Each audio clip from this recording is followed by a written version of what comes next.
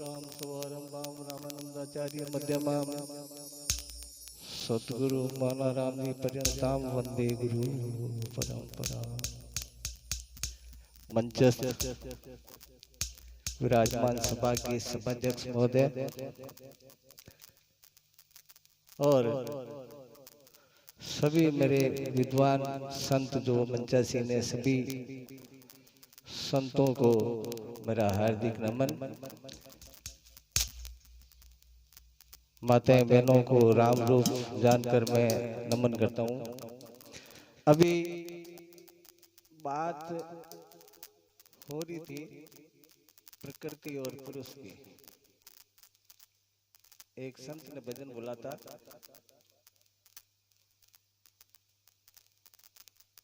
रामदेव ने के देखा अपने आप को मेरा दिल दीवाना हो गया।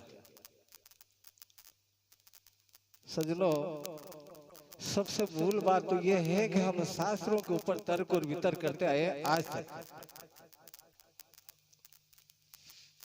कबीर साहब ने ये बोला, दादू साहब ने ये बोला, रामानंदाचार्य ने ये बोला, शंकराचार्य ने ये बोला, मध्वाचार्य ने ये बोला, निम्बारकाचार्य ने ये बोला। इसी उलझन में उलझे हुए, मूल तत्व से बहुत पीछे रह जाते हैं। भारती जी महाराज ने लिखा कि कहना आसान है, करना कोई चाहता नहीं, इसीलिए परमात्मा उसके नजर आता नहीं। हम बहस करने के लिए तत्पर हैं। मूल तत्व क्या है, वहां तक पहुंचना जरूरी है।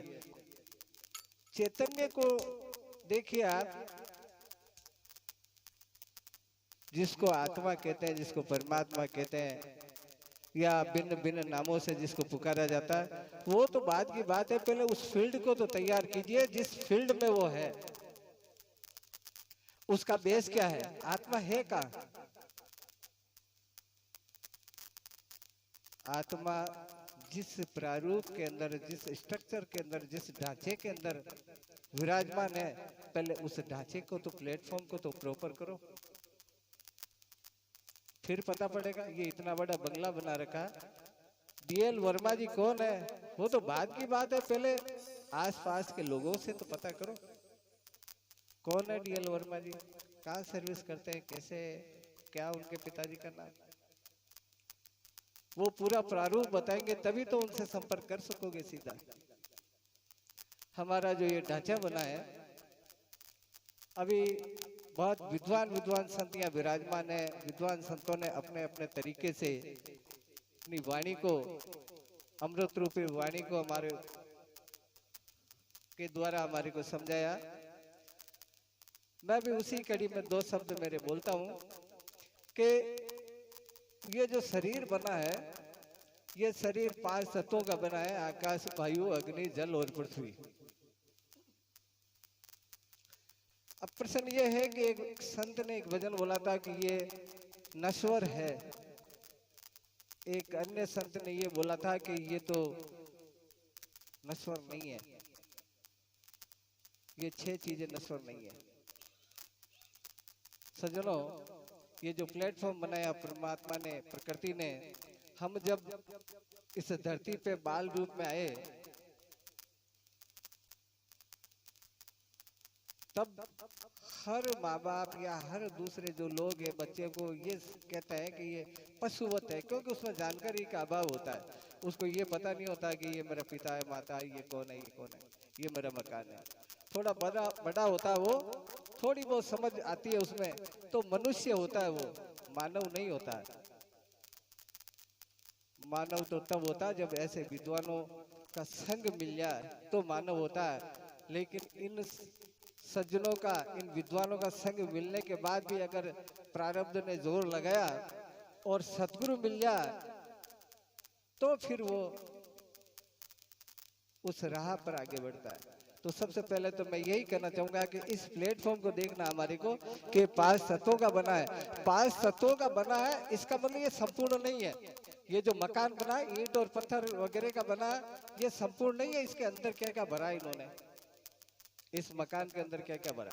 परमात्मा ने प्रकृति के संयोग से जो ये 5 तत्व लिए और 5 तत्वों के बाद जो परमपिता परमात्मा जो कण कण में विराजमान है, बिन पद चले सुनई बिन काना, कर बिन कर्म करे विधि नाना, आनंद बिना सकल रस भोगी, बिन बानी बढ़ता भग जोगी, वो परमात्मा उसने क्या क्या इसमें भरा है। ये पूरा वर्कशॉप है, पूरा कारखाना है, पूरा ब्रह्मांड है।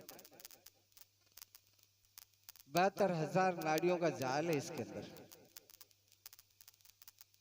3 करोड़ नाड़ियां हैं टोटल हमारे बॉडी के अंदर, हमारे शरीर के अंदर। लेकिन क्योंकि मुख्यतः 72,000 ही की गिनती होती है सांख्य योग में, तो 72,000 नाड़ियां है। उन 72,000 नाड़ियों में देखिए उनका कार्यशैली देखिए उनकी नाड़ियों की। सबसे पहले तो मैं ये बता दूं आपको, आप सारे विद्वान लोग हो, कि नाड़ी और नसों में बड़ा फर्क है। नसें वो होती है जो हमारी दिखती है, लाल और हरी जो दिख रही है, जो वेजी वो नस पकड़ के जो हमारे रोग का पता बताते हैं, वो नसें जो दिख रही है। नाड़ी महसूस करने का विषय है, महसूस की जाती है। नसें दिखती है और नाड़ियां महसूस की जाती है। जो पहले नाड़ी वेद हुआ करते थे, सत रज और तम 3 उंगलियों से वो ऐसे देखते थे ऐसे, और पता लगा लेते थे कि ये क्या तकलीफ है, वो नाड़ियां। तो 72,000 नाड़ियों में से फिर 10 नाड़ियां प्रमुख है। और ये लंबा चौड़ा विषय मैं शॉर्ट में थोड़ा समझाता हूँ कि 10 नाड़ियां प्रमुख है। इस 10 नाड़ियों में अगर कोई विघ्न आ जाता है, इस 10 नाड़ियों में से 3 नाड़ियां मुख्यतया और निकाल दीजिए, 7 नाड़ियों में अगर कोई विघ्न आ जाता है तो मनुष्य मरेगा नहीं, उसमें रोग हो जाएगा। लेकिन जो शेष मैंने 3 नाड़ियां बताई, इड़ा पिंगला सुषुम्ना, उनमें से अगर एक भी अवरुद्ध हो गई ना, तो ब्रह्मा जी भी बचा नहीं सकता इस दुनिया में उस जीव को। ऐसी ऐसी कलाकारियां भर रखी परमपिता परमात्मा ने। फिर ये संपूर्ण नहीं है, फिर प्राण भर रखे हैं, फिर पवन भर रखे हैं, फिर चक्र भर रखे हैं। आज किसी ने डॉक्टरी कर रखी होगी तो पूरा शरीर चीर के, मैंने भी आयुर्वेदाचार्य कर रखा है, पूरे शरीर को चीर लीजिए आप, अंदर ऐसा कोई भी एलिमेंट नहीं मिलेगा जिसमें पुष्प हो, पुष्प सदृश हो, जिसमें ब्रह्मा सदृश हो, विष्णु सदृश हो, सतगुरु सदृश हो, ऐसा कहीं नहीं मिलेगा। हार्ड मास का पिंजरा है अंदर तो। लेकिन हमारा धर्म, हमारा सनातन धर्म में ऐसे बड़े बड़े जो विद्वान हुए, जैसे कबीर साहब जैसे, दादू साहब जैसे, रामानंदाचार्य साहब, शंकराचार्य जी जैसे, इन्होंने अपने अपने तरीके से इसको खोल के बताया कि वाकई है। आज विज्ञान भी, विज्ञान क्रिया को मानता है और हमारा धर्म भाव को मानता है। मैंने एक बार पढ़ा था कि हमारा साइंस ये कहता है, इसरो या नासा ये कहता है कि कृष्ण ने द्वापर में जो गीता पढ़ी थी, सुनाई थी अर्जुन को, उसके शब्द हमने कलेक्ट कर लिए, शक्ल बनाना बाकी है। ऐसा मैंने पढ़ा है इंडिया टुडे में। तो सज्जनों, शब्द कलेक्ट करना कोई बड़ी बात नहीं है। शब्द, स्पर्श, रूप, रस, गंध, ये जो तन्मात्रा है, आज पाटोदिया साहब, मोहनलाल जी पाटोदिया साहब यहाँ हमारे बीच में भौतिक शरीर से नहीं है, लेकिन क्या सूक्ष्म शरीर से नहीं है? ये सूक्ष्म शरीर से तो वर्तमान भी है। क्यों?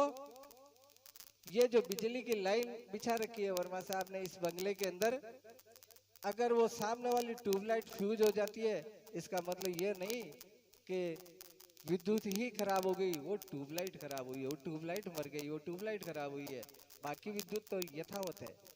तो कोई भी आदमी भौतिक शरीर छोड़कर अगर जाता है ना, तो पंच भौतिक शरीर छोड़कर जाता है। वो शरीर तो और भी है, सूक्ष्म शरीर है, कारण शरीर है, महाकारण शरीर है। हम क्यों ये द्वादशा और 11वां 12वां गंगोज वगैरह करते हैं? क्यों? क्योंकि हमारा गरुड़ पुराण ये कहता है कि तब अभी वर्तमान में जो साहब है पाटोदिया साहब, मोहनलाल जी साहब, ये हमारी बात को सुन रहे होंगे।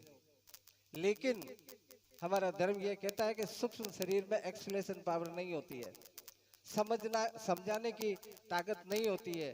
क्यों? क्योंकि समझाने वाली चीज, सुनने वाली चीज तो हम सारी जला के आगे।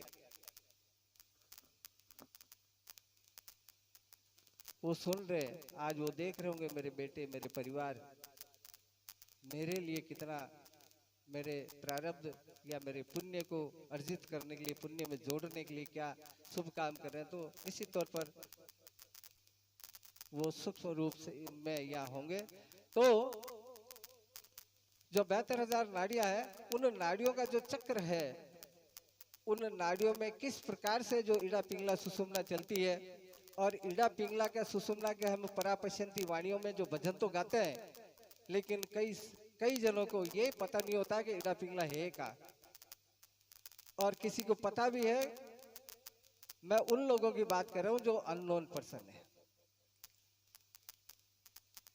अगर पता भी है तो वो ये कहते हैं कि छेद तो दो ही है नाक में, फिर तीसरी कहां से आएगी। सजनों, इसी दो ही नाक के छेद में जो तीसरी चलती है उसी का नाम सुषुम्ना है। ये इड़ा, ये पिंगला, दैनी, और दोनों में से जब चलेगी सुषुम्ना, और इसका मैं एक्सपेरिमेंट करके बताऊं आपको कि आप 100 आदमी के अंदर बैठे हो, 100 आदमी के अंदर बैठे हो, और आप बिल्कुल शून्य अवस्था में हो जाते हो। पास वाला पड़ोसी या कोई संत कहता है 10-15 मिनट बाद में, जब मैं रिप्लाई नहीं दूंगा तो कि यार मैं 10-15 मिनट से आपको कह रहा हूँ, आप कोई रिप्लाई नहीं दे रहे हो, तो मैं बोलूंगा अगर सुषुम्ना चल रही होगी तो मालूम नहीं ध्यान किधर गया था। वही थोड़ा महाराज मैं बोल लूं, उसके बाद आप शंका करना। हाँ तो बोलो आप।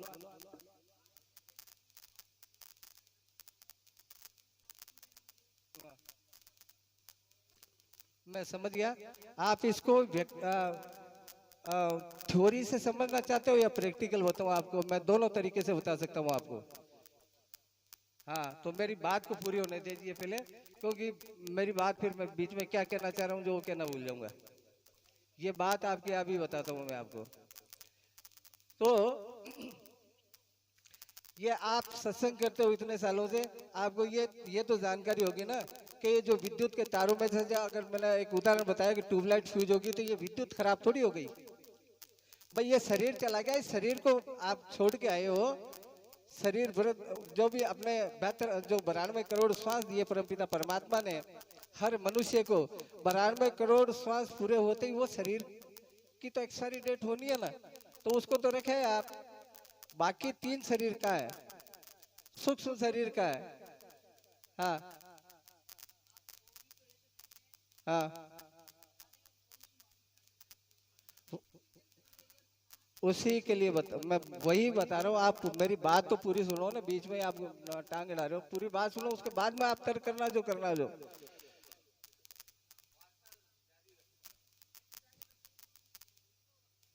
वह ठीक है, आप बोलो, आप बोलो, आप बोलो।